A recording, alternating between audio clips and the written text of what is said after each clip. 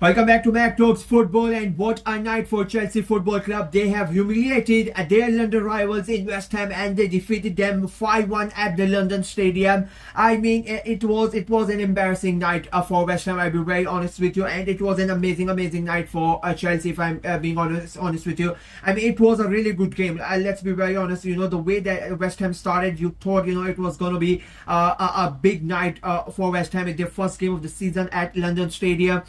And match day one was not really good for them. They lost, and the fans wanted something, from them, a response from West Ham. And Chelsea, on the other hand, they drew against Crystal Palace. So both of these teams came into this game with not a good weekend of football. The first match day was not as they would have wanted.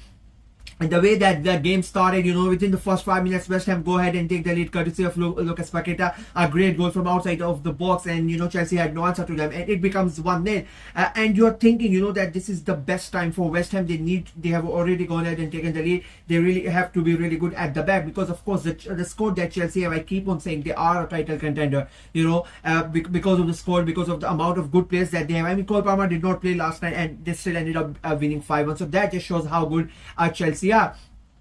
But West Ham, unfortunately, they were not really able to hold on. They go away and they concede a goal, a great flick of the head from Cucurella, and then it's João Pedro slotted home. It becomes 1-1. But West Ham, up until at that moment of time, they were really in the game. They go ahead and they score a second goal. It gets ruled offside. And then slowly you start seeing Chelsea getting back into the game, start getting control. Then they score another.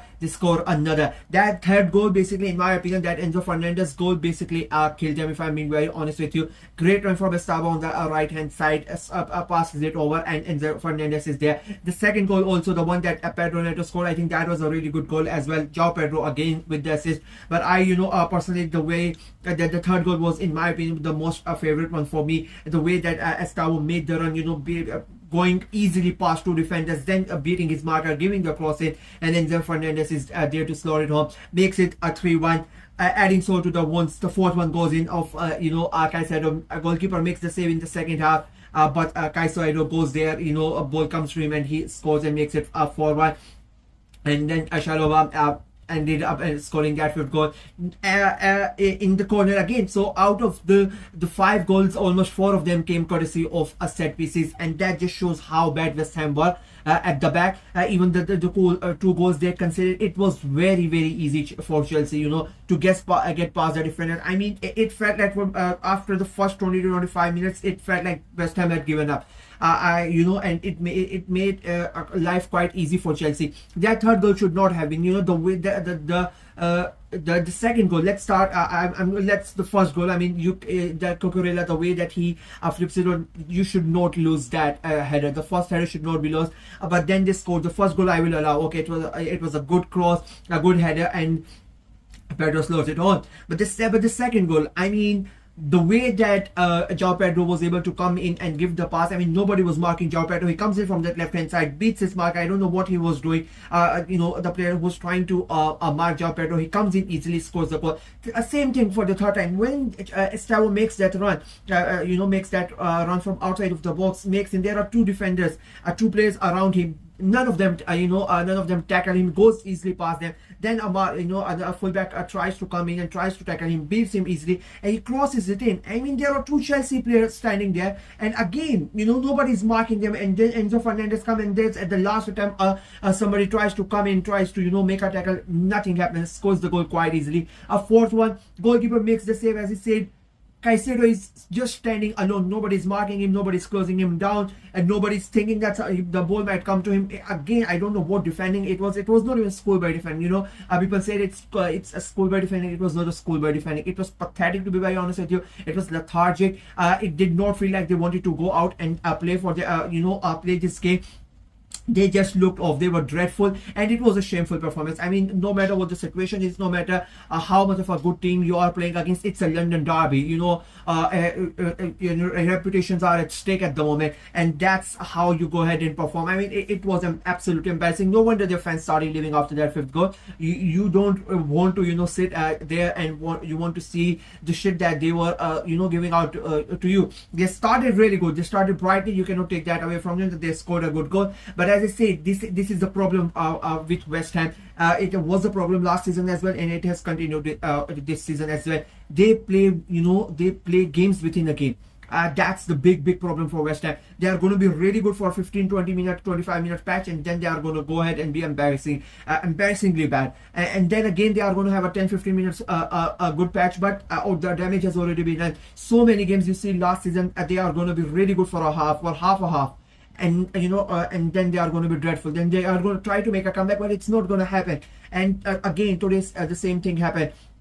But credit needs to be given to Chelsea and Maresca, the way they set him up, the way they conceded early. A lot of the teams would have went on a back foot because it's a night game at the London Stadium, first game of the season. West Ham fans are up for it. They go ahead and they score the first goal as well. Again, it's a London derby. There's animosity as well, and you go behind. And already, as I said, they are one of the title contenders. First game has been a draw. All the other three title contenders have won the game. So the pressure was on Chelsea. Let's not kid ourselves. The pressure was on Chelsea, especially after conceding that first goal. So the reaction that they have given and the way that they have given, I mean, it's absolutely amazing. I could pick so many players that had a great game. I mean, João Pedro was phenomenal. People keep on saying, you hear people, mentioning the transfer that have happened. People talk about Ekitike, people talk about Wirtz, people talk about Zubimendi, people talk about, Gyökeres, people talk about Šeško, Cunha, and Mbeumo. So many players get mentioned. Even in the Chelsea squad, people, other players start getting mentioned. Nobody's really paying attention to João Pedro. I said it when it happened, or when Chelsea went ahead and bought him, and I'm saying it now. He's going to be a really, really smart signing for Chelsea.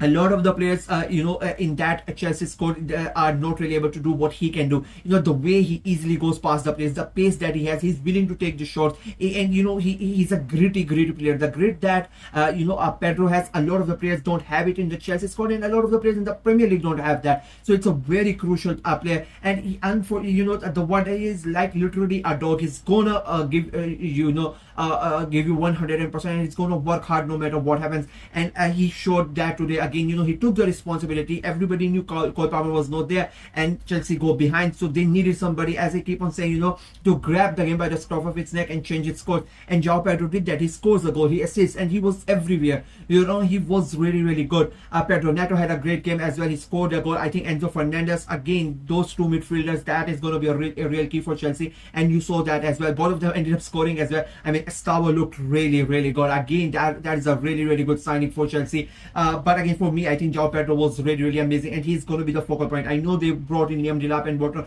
I don't think, unfortunately for Delap, I don't think he's going to get that much game time because of João Pedro. And this is the beauty of João Pedro. He can play with Liam Delap and he can play without him as well. So it's going to be really good. And Chelsea, again, as I said, they were sensational. Tonight, it was an amazing performance. And last week everybody was like Chelsea drew and whatnot. This is a statement win. They are like, okay, one mishap has happened, but we are still here. Everything is on track. And again, you see everybody else. Manchester City are playing a big game against Spurs. Liverpool playing a big game against Newcastle. There's a chance that both of them might draw points, and then Chelsea are right back in it.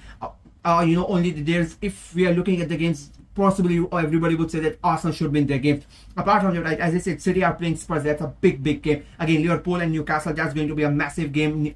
Going away to St James's Park at night with that Isaac situation, it's not going to be easy. And same for City. And Chelsea winning this game adds pressure as well, because everybody knows how tight it is going to be. Every single point is going to matter. So that already, and if Arsenal end up winning that game against Leeds, that is going to add pressure to them. So it's going to benefit Chelsea as well. So great night for Chelsea, embarrassing night for West Ham, and it is looking really, really bad. I said in my prediction video as well, I put them around 14 or 15. I said I'm putting them there, but it's not certain that they are going to be there. They could end up being in that relegation dogfight, and they might end up getting relegated, because I'm not seeing any any performance or anything that would tell me that something is getting better. It feels like exactly the same what it was last year, and last year it was quite dreadful, and they would hope that the other teams are as bad as them. Otherwise, it could turn out to be a really, really bad year for West Ham. That's it for me in this video. Let me know what you guys thought of the game in the comment section below. Chelsea fan, how happy you are with the win,